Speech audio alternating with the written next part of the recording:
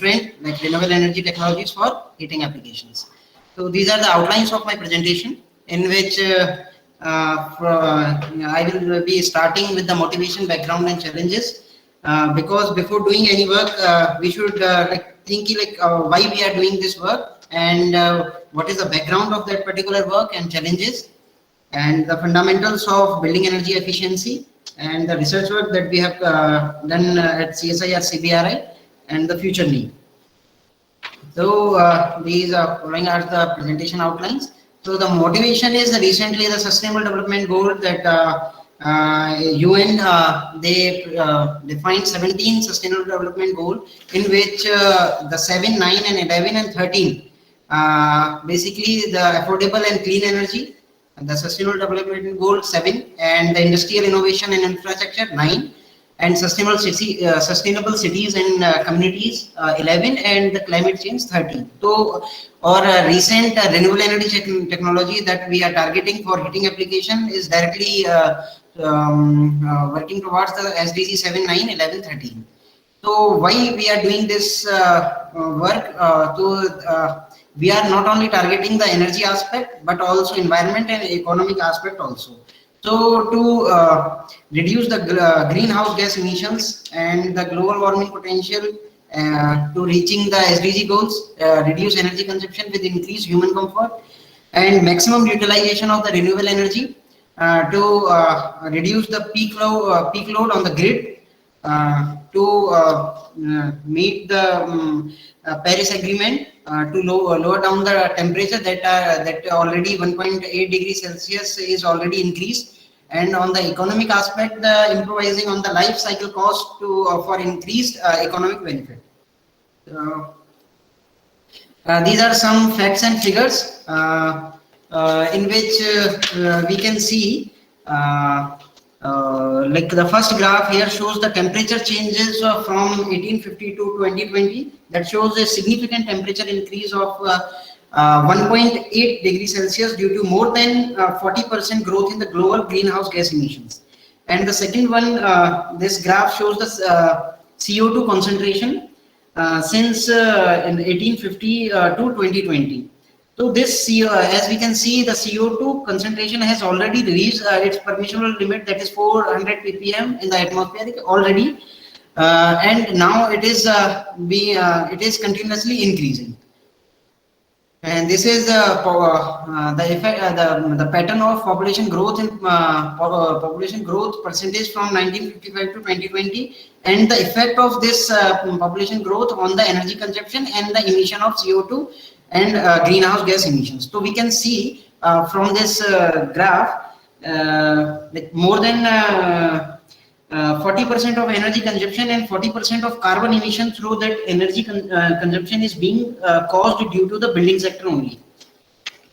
So now as we are talking about the building sector, so we can clearly see that the building sector has a great global warming potential, cause carbon emission almost 40% of energy consumption. That itself is a great percentage.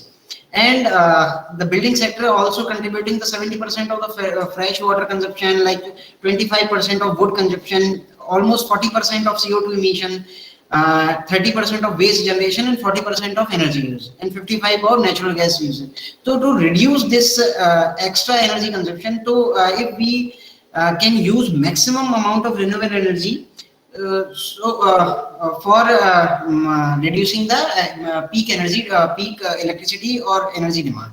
So this is the overall consumption pattern that in this we can see that the maximum in the commercial building, we can see the maximum energy consumed by the HVAC system and this water heating, cooking, and other office equipment and refrigeration. So the major contributors are only for heating application or space conditioning. In residential building, if we are talking about the maximum, almost 59% is because of the conditioning and for heating and cooling applications. After that, the refrigeration or lighting is the second largest or third largest energy consuming.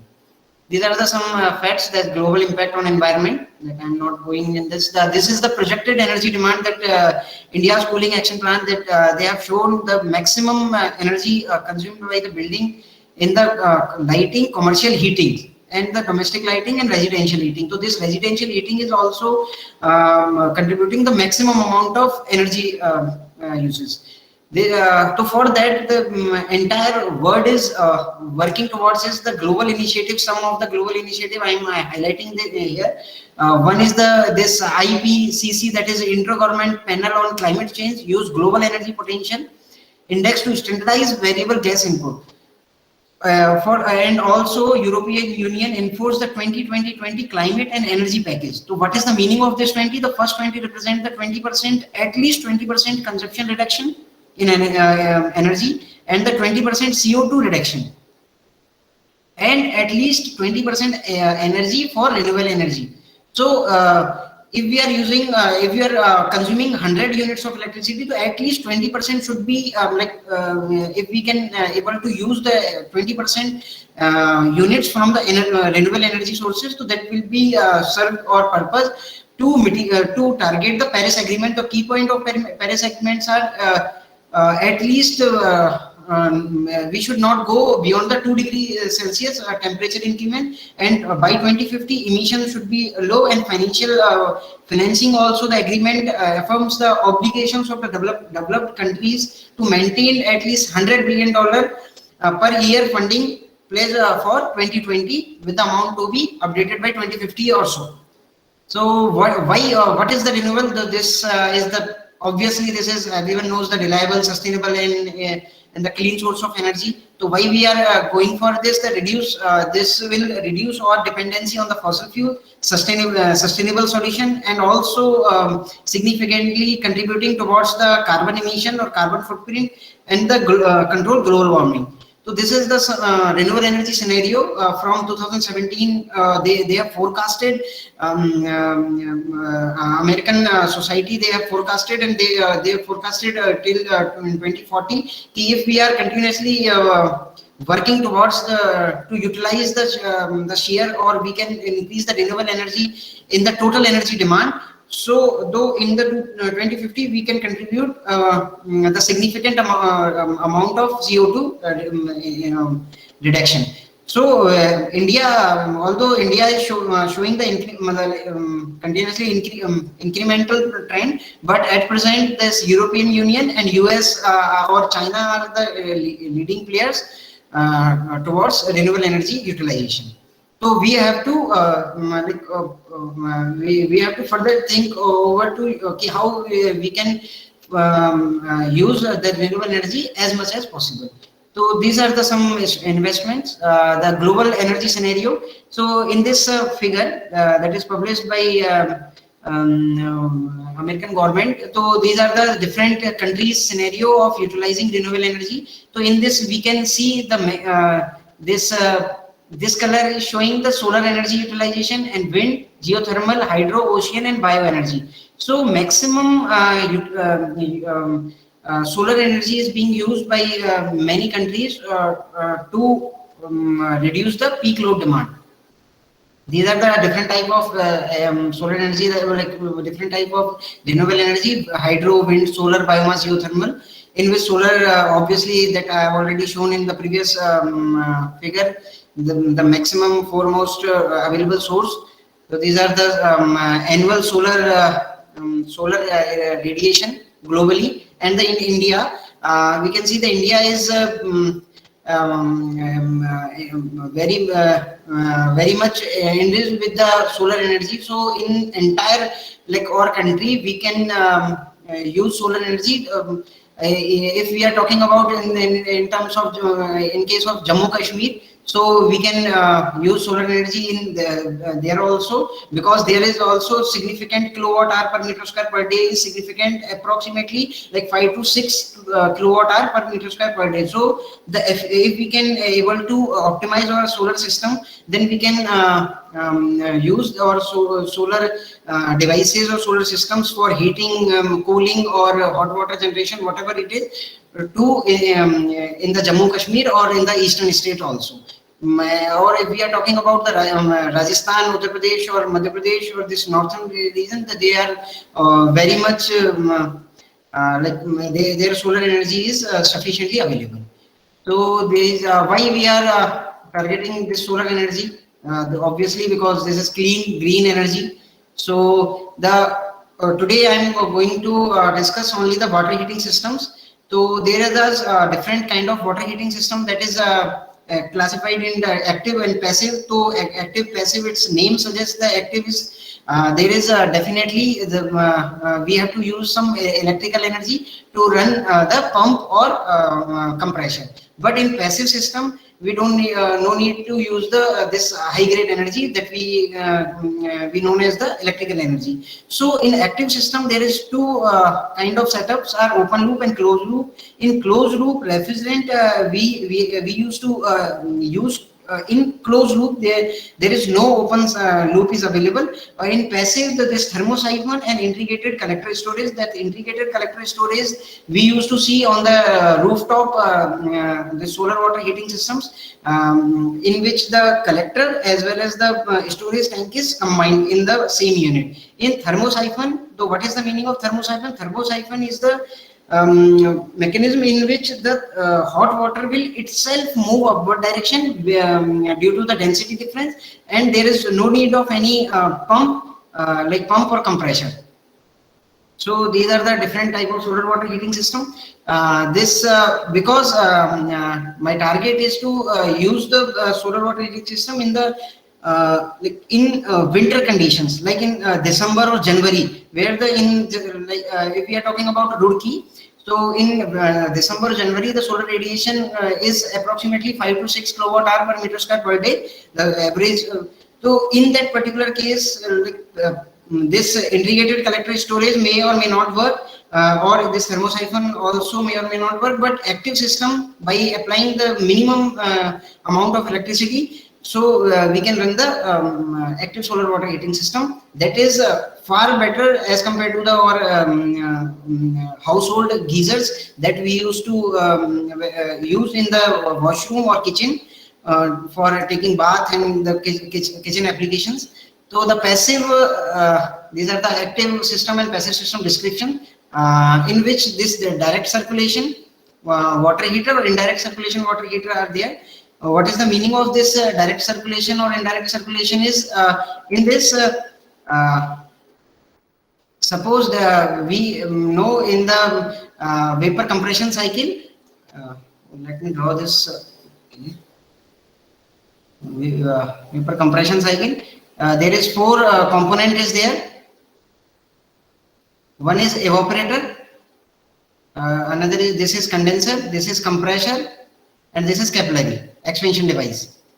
So this evaporator, if we are replace this evaporator with the flat plate collector, so the flat plate collector can absorb the solar radiation, incident solar radiation, and it raise the temperature of the working fluid, that may be water or any refrigerant, to support this compression. So once this evaporator is giving the sufficient heat to the refrigerant, then the evaporator has to, this compressor has to work less. So the electricity comparison between the geyser and this system is at least 10 times lesser than the existing geysers. So why this solar heating in northeast or Himalayan region? Because Himalayan region or in cold region, this system we have tried to work to optimize the we are taking the live readings or day-to-day readings in from 1st of November. So we have started on this. So these are the objective of our study: the thermal performance of flat plate collector and the COP, coefficient of performance, evaluation of direct expansion solar assisted heat pump, and to utilize maximum solar energy and the use of solar energy to its maximum extent. These are the some novelties that this is the efficient, sustainability and reliability, and COP is more than 5 or 6. So what is the meaning of this COP more than 5 or 6? Ki by using 1 unit of electricity, it will give the equivalent 5 units of electricity output. So this is the basic flow diagram of solar assisted heat pump. This is the evaporator that I have already discussed in the previous slide. This is compressor, condenser, and expansion. So this evaporator we are replacing with the flat plate collector.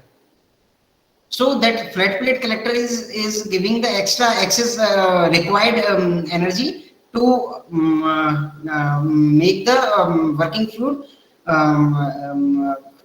at sufficient temperature, so that the compressor has to work less. So these are the market survey in which we can see the price of this heaters are quite high. So the household we cannot in geysers the cost is approximately 10 to 15,000 maximum. But at present this heat pump based system, so we thought we should work on this to reduce the cost of this, as well as the improve the efficiency of this existing system. So this is some lacuna in the literature. The most of the work on the market survey we have done, or the literature we have done, so we found that most of the work done on the conventional water heating system, and the experimental work on the active water heating system is rare. And the effect of different type of glazing or some literatures are available, but effect of actual absorber plate and tubes are missing. The minimum efforts on numerical based study are noticed in regarding to mimic the active solar water heating system application for hilly regions or in Uttarakhand high altitude region. So we defined the experimental investigation, and experimental investigation based on the effect of glaze, unglaze, double glaze, different sheet and tube arrangement, and the numerical also modeling development by using Transys software, though we have done. So this is the working principle.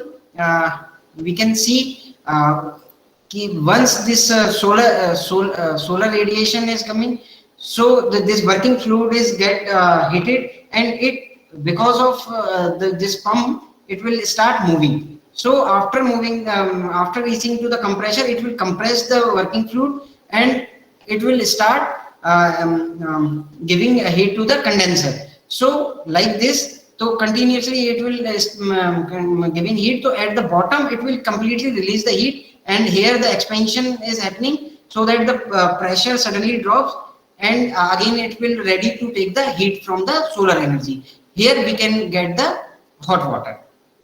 So this is the working of the solar assisted heat pump system. I have prepared is to make it clear. So this experimental facility we have developed at the CSIR-CBRI in the demo park of in Bamboo House. I am thankful to Negi sir for giving this space to place my technology. So this is the pictorial view of building. Here this system is placed. So this is different tube arrangement. So as we know, the collector is having top is glass. After this is a tube and sheet arrangement. So this we can see that this is glazing. Below is the different tube arrangement. Once we place this tube above the absorber plate, this is the absorber plate, this is insulation and collector base, and the serpentine tube. In another case, we place the below to the this absorber plate. So we found the what is the difference and in what condition which system is suitable. Like in above glaze is suitable, or if temperature. So we found this. We evaluated this study. So this is the energy balance of heat pump. This is the equations. This is basics that I am not going to discuss in. This is mathematical modeling. Before the actual experimental study, we performed this mathematical modeling. These are overall heat loss coefficient, how we can calculate. So this is already in previous presentation. Dr. Kishore has discussed how we can calculate the U.